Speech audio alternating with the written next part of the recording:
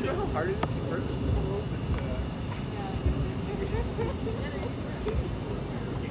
The farce of imperialist electoral politics has ripened to a point of utter absurdity. No longer can workers, immigrants, black and brown communities, indigenous peoples, queer folks, mothers, daughters, elders, children, artists, organizers, farmers, manufacturers, militants, unhoused people, or practitioners of faith continue to be pacified and lulled to silence by a crumbling machine which so desperately tries to convince us it has our interests in mind. Electoral politics legitimizes itself by giving us, the people, the illusion that choosing between this or that representative of the ruling class might actually change our fate. We know too well that a choice between imperialist pigs is not a choice at all, but rather a lie used to give ground to a desperate and decrepit regime. This election is different from those which have preceded it. Marx has told us that history repeats itself first as tragedy and second as farce. When Trump came to office in 2016, mainstream liberals lamented the beginning of the end, the fall of decency and political civility. We know, in fact, what they really cried about is the appearance of the iron fist beneath the velvet glove. When 2020 came along, Biden was seen as an available sanctuary. Not a good one by any means, but at least a refuge from the big scary orange man. Now in 2024, when the same sickening spectacle repeats itself, the people are tired. The mainstream has begun to see that if this is really the best that the imperialist machine has to offer, then there might be something wrong with the machine. We should use this awareness to our advantage because we know our history is different. Many of us standing here saw 2016 as an opportunity to rally around the appearance of the iron fist. And that's exactly what happened in 2020 when all of us took to the streets to avenge the murder of George Floyd. This showed us what is possible through the sheer power of mass mobilization. Police stations and department stores in flames, disbanded pigs in an autonomous zone in Seattle. But ultimately we fell short. We lacked the organizational militancy to engage in long-term turf wars and achieve real demands, and the movement eventually fizzled. But we have learned since then. Over the past few months, students have shown what it means to take radical, direct action in the name of standing with the people of Palestine and disrupting the US-Israeli genocidal war machine by any means necessary. Not only this, but we've learned how to create practical alternatives to micro-fascist life by living in camps together, having public councils, supporting each other, feeding each other. These are lessons we must take into our next phase of struggle. As we stand here in defiance of the pig presidential spectacle a few blocks away, or in downtown rather, we should prepare ourselves for the high likelihood of a Trump presidency. This is nothing to be afraid of. In fact, this is everything we need to legitimize our struggle to the broad pillars of popular support we must build unity with, be they workers, tenants, immigrants, communities of color, street gangs, or those in the clutches of the carceral system. The fascist rumblings are unmistakable. As we stand here, we bear witness to the 69 cop cities being built throughout the many cities of this country, including where we stand today. We see Muslims and Palestinians being targeted with physical violence when walking down the street. We see black communities being razed to the ground as if they never existed, thanks to the running dogs of cop city officials. Shame. We see National Guard with machine guns in the subways and pigs viciously beating homeless people for the very fact of their existence. The pig state, through its monopoly on terror and surveillance, is laying down further infrastructure for long-term control at the community level. We must begin to do the same. We must respond to these atrocities by showing that our communities and our people are our own, not to be bought off, not to be displaced, killed, or sucked into the jaws of empire. The pig state outmatches us in terms of funding, weapons, and brute force. But we will forever outmatch them in terms of knowing each other, our land, our kinship, and our resistance in intimate ways which they can never be penetrated. Now's the time to start fanning the flames of these popular networks so we can achieve militancy and strategic longevity. The time for performative direct actions has been exhausted. We know what we're capable of, and we don't need to prove anything to anyone. Rather, now is the time to unite the many peoples and sectors of society left to rot by empire in an effort to create real alternatives to fascist existence so that we're ready to meet our enemies. Build bridges, take buildings, and build networks rooted in land. Feed the hungry, house the homeless, provide political education to anyone with ears to hear. Organize tenant strikes and take back real community spaces. Plant the seeds so we can escalate to real militancy. The imperialist state resorts to the use of force when its impotent electoral spectacle has been exposed as the farce that it is. We must use this moment to educate ourselves and to organize ourselves, to respond to the force of terror with the force of massive interdependence, solidarity, and commitment to a third path between being docile and reactive rage. Our bonds cannot be broken, our seeds cannot be unsown, and our resistance cannot be pacified. Let those in power tremble at the thought of the real spectacle, that of the people who struggle, until victory.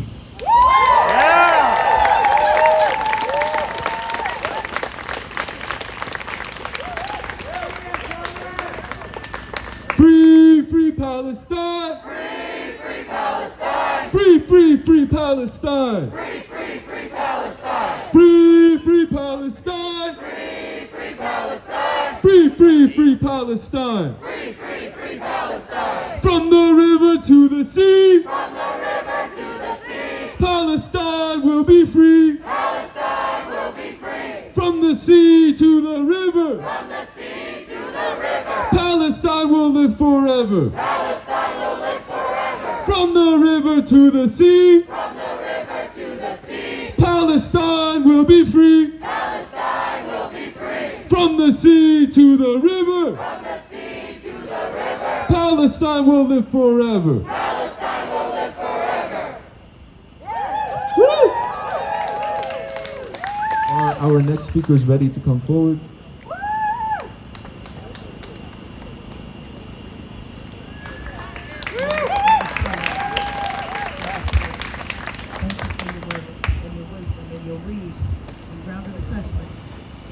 Right on. Hello, beloveds. How y'all doing? Ask somebody else, how you doing? How you doing? You good? You good? You good? Yeah. Hey, you're holding on. You're holding on. I'm doing all right. But I woke up a particular sort of pissed this morning. I was like, the nerve, the gall of these bitches to come to this fucking city knowing all of the smoke that people in Atlanta have been giving. That's a lot of goddamn nerve. That's a lot of motherfucking nerve. A lot. But make no mistake about it, we know who we fucking with. Yeah, they're shady. They're grimy and greedy. And I think that they know that many of our people haven't come to that consciousness yet. But that is our work, yeah? And people come into consciousness in many different ways. Y'all know this. And I think people oftentimes, use many paths to get here. But there is also something about when you see unadulterated fucking courage, unadulterated, political will, that comes with the confrontation of the state. There is something about what that does for our people. Because I think many of us, all of us, if we're being honest about what is at stake, we know that we must continue to escalate. Right? Real talk. And we have to organize our people to do so. And so blessings to the organizers and the folks in the networks who continue to build out, because we do what must be done. And I was like, yo, I'm gonna have to just say this because it's real as fuck, but also very fucking weird. But when I was walking up, I was like, damn, all these black officers. My mind, like, all these black officers. All these black officers. I look out at the crowd, you know what I'm saying? I got eyes, a lot of white folks here. You know what I mean? And this was the 50s, 60s. The shoe was on the other foot. You know what I mean? In the very particular context. It was the white police officers shaking down the black people. And in this city, in many cities, led by ruthless cowards like Andre Dickens, black folk that ain't skin folk, you know, have built cities that employ many of black people to be a part of the wrong side of history. And it makes me ashamed, real talk, because I am of the belief, and call me naive if you want to, but I'm like, oh, there's an African in there somewhere. You may have buried it with the goodies of capitalism. You may have buried it with the status quo, but there's an African in there somewhere. And so, and all that to say, that is our work. That is our work. And this is important. And you showed up today. And we're so fucking grateful. And take care of each other. And give these bitches a smoke. And make sure you don't forget Kenya. Carry those comrades and that spirit on your back tonight. Are they not going up in Kenya? Are they not saying imperialism will not have a hand in our destiny anymore? Are they not saying that they are tired of the betrayals of the leaders that look like them, that's supposed to represent their interests, and they continue to raise prices to fatten their pockets? Kenya is going up, y'all. And we stand with them. That is us. The Sudan, Palestine, Haiti right now, all of the global people. Bolivia right now. Call them out, y'all. Call them out. Because the same we situated in this park, right now there are people all over the globe situating themselves in parks and corners and in the interstitials, planning, plotting, scheming, and dreaming about what must be done. So let's make it happen, friends. Take care of each other. All power to the people. Together, together, together.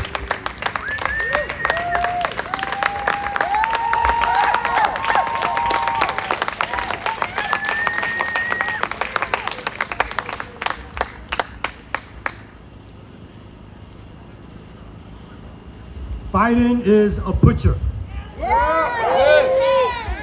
Trump is a butcher. Kemp is a butcher. Andre Dickens is a butcher. The Republican Party is butchers. And the Democratic Party are butchers. All of them have blood on their hands. There is no difference between them. You can't split the middle right now. You can't vote for one genocidal maniac over another genocidal maniac because the system is corrupt. The system to its core is meant to do exactly what it's doing. Kill Palestinians, kill black people, kill working class people, kill LGBTQ people, kill Latino people, kill Asian people. It is meant to destroy our lives. There is no difference between those parties. There is no difference between those people. You must be the resistance. The resistance to the murderers. The resistance to the butchers. The resistance to the bloodsuckers. What they do on purpose. It's not an accident. It's not a misgiving. It's not a mistake. It is what they're designed and built to do. That's why we must be designed and built to be the resistance to capitalist oppression, to white supremacy, to Western hegemony.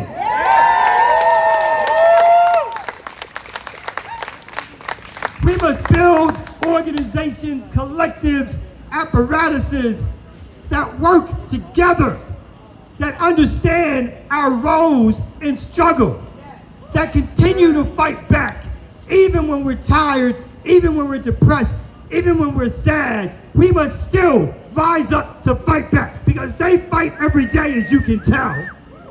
They got the machinery and they use our money to buy the weapons.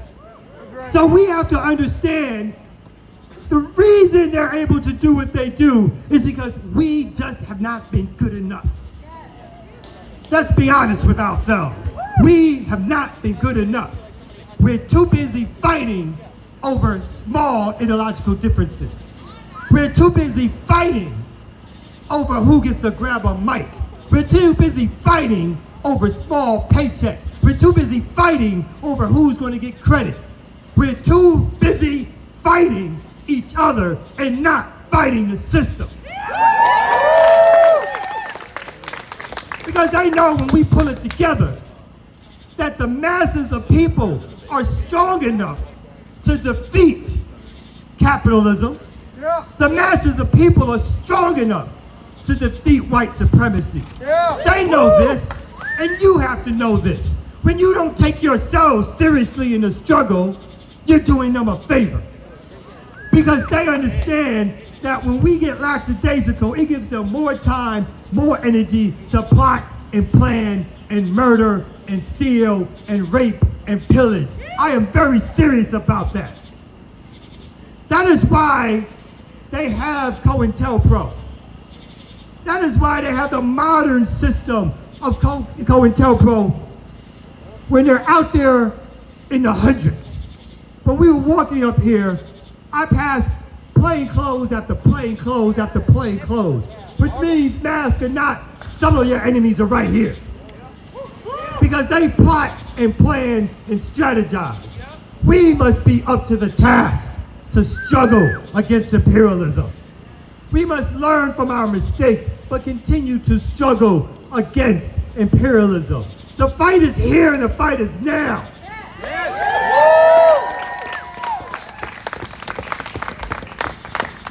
I'll say this, that we have put them in Atlanta, all of you, on their heels more than they've ever been.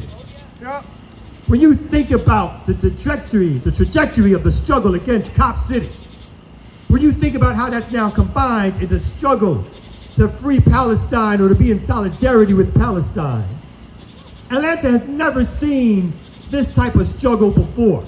They like to talk about a civil rights struggle, but just remember, the civil rights struggle bypassed Atlanta because you had sellouts in Atlanta that sold out the larger black community for positions of power or for positions to be next to power. You've had bourgeois misleadership, particularly black misleadership in the city, which is sided with the developers and the capitalists, but they are scared more than they've ever been before over the length of resistance and the struggle that many of you have put forth. Remember, we are 2 to 3 years into this common struggle, but if we look back even further, we're really deep into a 15-year struggle that they've never seen before. And again, I know it's tiring and it can be, people need breaks and the rest of it, but understand that the struggle has done something that it's never done before in terms of the scaredness and the energy that you brought that has put them on their heels. So never ever forget that. When you feel down, think about the things that you've accomplished against a force that is the most powerful force in the world. In fact, the most powerful empire ever. But ragtag bands of organizers, activists, social justice organizers, revolutionary nationalists, anarchists, communists, socialists, environmentalists have put that struggle on the line in different ways and in different venues to put them on their heels like they've never seen before. So when you think you're losing, just remember, repression only comes to the degree it comes in when you put them on their heels, when you've scared them, when you've done something that hasn't been done before or it hasn't been done in a long time. That is what they're scared of. That is what they're frightened of. That is why I just came from one march, and it was a good march. I liked the march. But the cops out there ain't like the cops that are walking around here. They ain't like the cops that I just saw walking around here. They ain't got them buses out there like they got here. And ain't nothing wrong with what they doing over there, but I want to let y'all know. They don't got them buses out there like they got out here. Okay? So, as you do your work, just remember that you are making changes in the system like it's never seen before. That you are making degrees of changes, making connections in different communities, organizing with different folks, making connections after connections after connections. And that is what's going to get us through this struggle to free Palestine and to stop Cop City.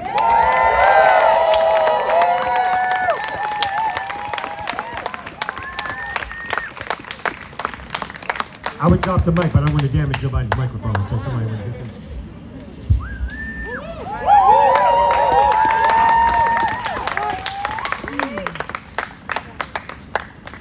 We are here because the enemies of humanity think they can engage in peaceful debate while systematically massacring Palestinians in Gaza and expanding the militarized police state to quash the insurrections of colonized masses here in the U.S. Shame! Shame!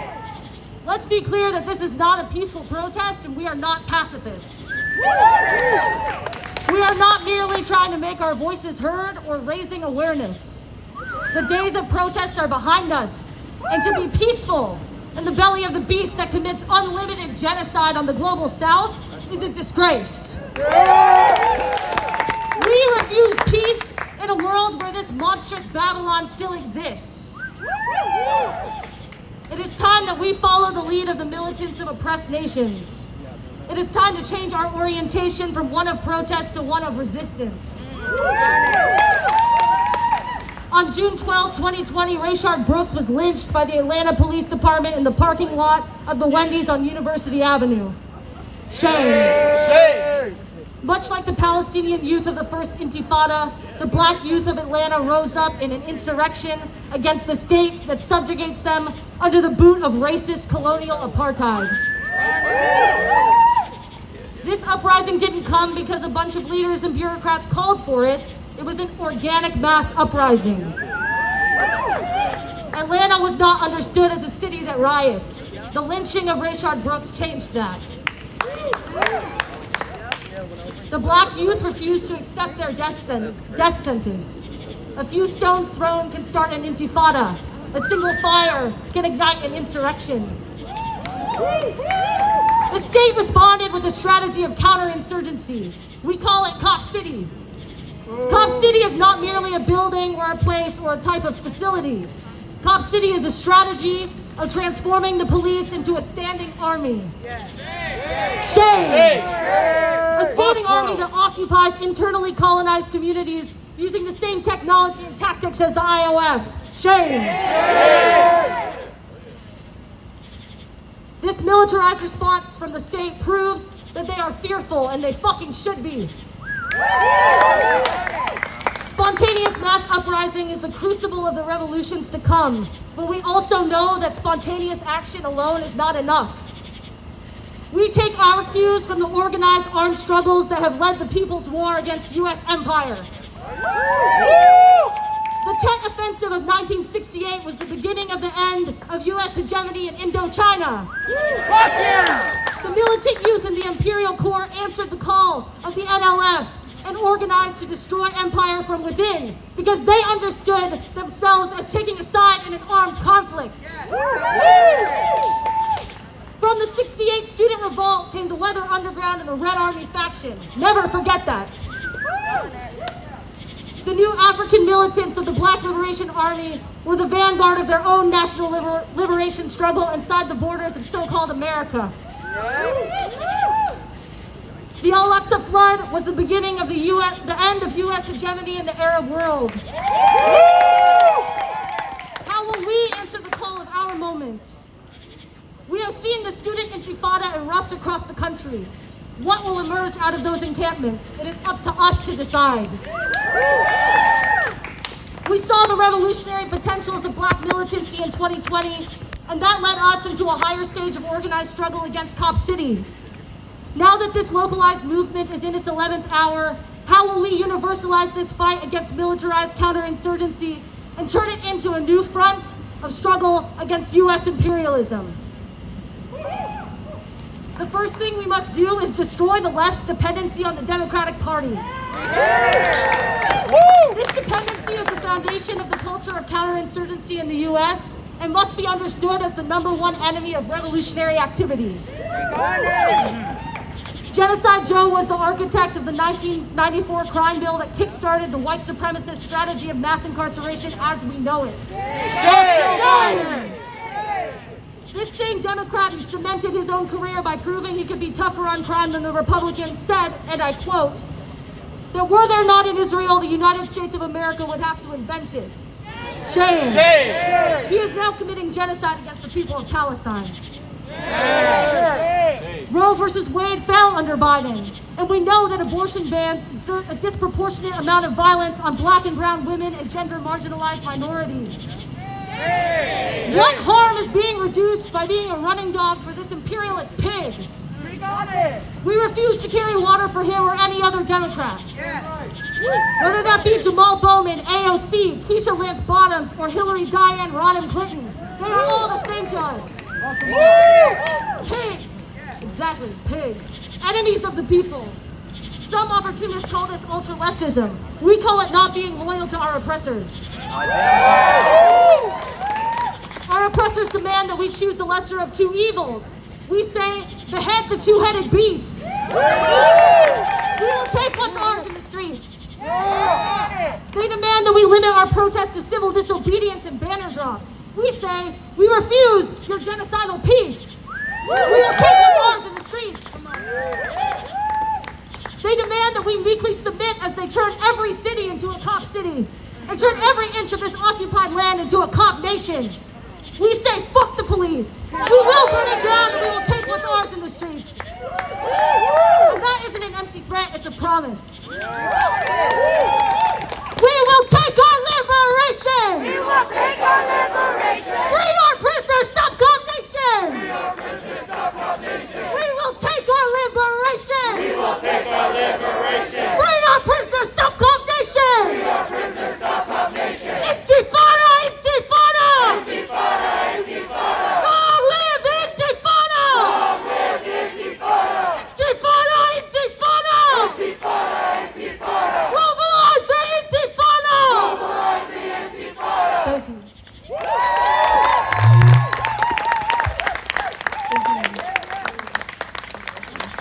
This is a report back from an action earlier on today. I'll just give it to you straight. Earlier this morning, a comrade committed to the liberation of the Palestinian people by launching to a car and blockading a military contractor. The company, Hudson Technologies, has a $250 million contract with the DoD to provide fuel for the IOF. They blockaded the entrance, preventing employees and work trucks from entering for hours. Cobb County responded with disproportionate force, arresting 5 people at a perfectly legal support rally, exercising their monopoly on violence on behalf of the violent occupying force of Israel. This is not the first disruption that Hudson Technology has suffered for their choice to profit off of genocide, and it will not be the last, as people continue to use a variety of tactics to stop business as usual. We must remember and embody the power that even a small group of people acting autonomously can have to fuck with the flow of money and the military, and fuck with the flow from these streets to those. Just as Gilly links ATL to Palestine, our resistance must as well link ATL to Palestine. We must act bravely and boldly now. Free Palestine!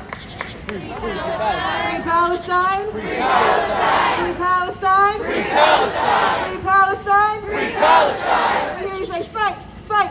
Fight! Fight, fight, fight, fight. Revolution is our right! Revolution is our right. Right! Fight! Fight! Fight, fight, fight.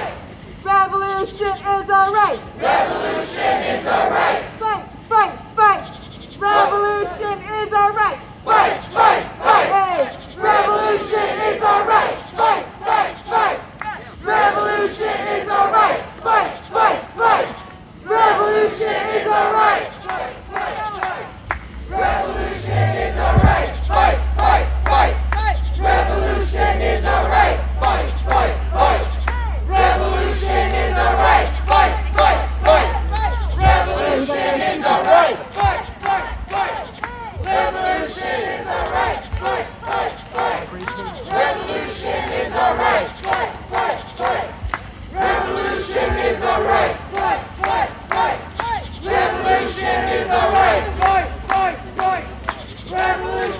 our right. Fight, fight, fight.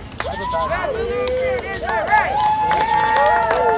Free, free, free Palestine! Free, free, free Palestine. Free, free, free Palestine! Free, free, free Palestine. Alright, so when I look around here today, I've been here all day. I've been seeing people's eyes. I've been seeing people's hearts. I've been seeing people's souls. And what we have here today is a force of people who, despite all the lies put forth by the media, despite all the discouraging bloodshed images that get flashed to us on our phones and through the media, despite all of the brainwash and all of the falsehoods that are pushed out by the mainstream media, we have brave people who came here today to stand up against this fucking genocide. I'm gonna quote from the late martyr Bassem al-Araj. He has said a lot of great things, but I just have one thing that I'm gonna share. And one thing that he said is that you can never judge a guerrilla war in the terms of the conventional war. Yeah, let's hear some cheers for that. So in a conventional war, the armies try to take territory. You try to have these big clashes, slaughter another army. But in guerrilla warfare, that's not possible. That's not the tactic. As people who are in solidarity with the Palestinian resistance movement, we're not just some people on the other side of the ocean. We're not just some Americans. We're part of the resistance, which means that if we want to be part of the resistance, we're part of a guerrilla war. Where we stand right now, we're right here in this park. The debate is right down the street. The terrain and our capacity as it stands, we don't have the force to do the thing that we wanted to do. We don't have the ability to shut down the debate. We don't have the ability to have a giant meaningful clash with the police on these streets. That doesn't mean that we're not part of this guerrilla war. We want, as people who are part of a guerrilla war, we want to continually be shifting the terrain so that it is the most favorable to us. We don't want, yeah, let's hear it for that. We don't want to walk into situations where we're just gonna get licked just so that it can be on the news. Why would we do that? We have to fight against this monster, this two-headed monster that is the fucking two-party system. Woo! And so I say that today to where I've been going around speaking with people. We've all been talking. We've been sharing the best of our minds' abilities. We've been putting our heads together in a way that is genuine, in a way that is in support of the Palestinian people. And we're not just, we're not just trying to do things for media spectacle. We care about this struggle. We care about doing all that we can to make this genocide fucking end. And so you heard from someone before talk about what happened earlier today, just up the road from here, in Smyrna, Georgia. There was a I'm sorry, I'm butchering it, but they provide military aid to Israel, and it was shut down by brave people, a small group of brave people.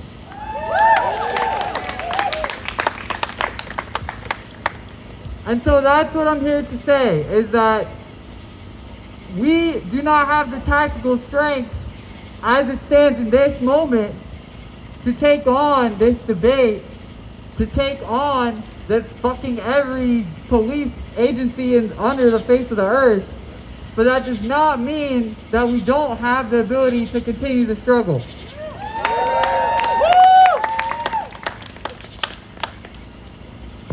Free, free, free Palestine! Free, free, free Palestine! So that's what I have to say today. I'm proud of everyone for being here. I wish that we could have walked into that debate and cut both their heads off. And I shouldn't have said that on the mic, but I'm pretty well covered up. Regroup! Resist! Yeah! We will not rest! Regroup! Resist! We will not stop, we will not rest, regroup! Resist! We will not stop, we will not rest, regroup! Resist! We will not stop, we will not rest, regroup! Resist! We will not stop, we will not rest! Resist! We will not stop, we will not rest! So the plan is, this is after talking with many comrades. Maybe I didn't get to speak with you, or maybe I missed your idea. Maybe this isn't what you feel is the right idea, but we don't have the force and strength that we need to interrupt the debate, so we're gonna disperse.